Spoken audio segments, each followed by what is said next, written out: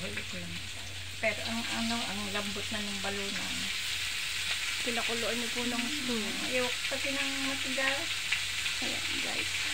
Suhuli na lang natin yung kasali. Nilagay na po ang karne at balunan.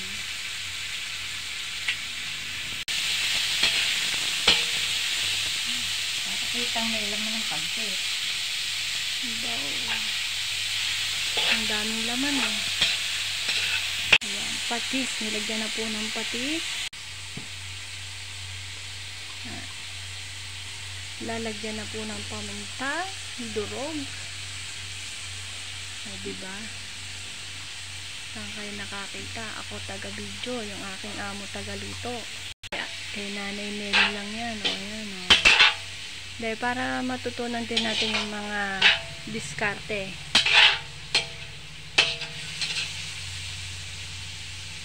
Kasi guys, iba lasa ng luto na kaysa sa luto ko, mas malasa. mas mas malinamnam. Yan na po, nilagay na po yung sabaw po ng pinakuloang pata. Pinakuloan po yan yung sabaw ng pata. Ayan, ilalagay na po ang gulay na carrots. Carrots muna daw guys. Ayan, nilagay na po ang beans. At nilagay na rin ang sayote. Hindi pa nga nakalagay. Gulay pa lang, sold na guys.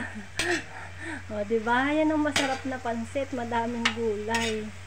Repolyo pa ako lang dyan guys. Repolyo. Yun na, nilagay na ang repolyo. Repolyo. Ulam na. Isang ulam na ito ah. Ano na po yan? Ano bang patawag doon? Sapsoy na. Sapsoy na. Lagyan na lang ng itlog ng pugo. Sapsoy na yan. Saka bell pepper. Saka bell pepper lang. Ayan, hinahango na. Bakit malabo camera ko? Hinahango na yung gulay. Naku po tayo. Magtira tayo nito. Pang ano natin. Upang gulay natin. Ang sarap niyang upang ulam natin mamaya. Templado na ito. Ano. Hinahango na po. Ay, ilalagay na po ang sabaw.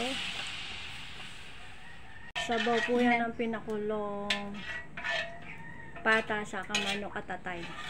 Ayan guys, nailagay na po yung bihon. Hindi na po napakita kasi hindi ako makahawak ng cellphone. Ayan. Parang kukulangin nata sabaw po na yan. O, dadagdag na natin ang sabaw ng pinakulo. Ay, kalabaw kong kulang. Pinakulo ng atay at manok. Lalagyan daw ng konting toyo para magkakulay. Hindi, mamaya sara. Diba, ang galing ng kusinera. Ayan guys, ilalagay na po ang kantong. Pagkatapos ng bihon, kanton naman po. Ayan, may buo pa po ang taga-video.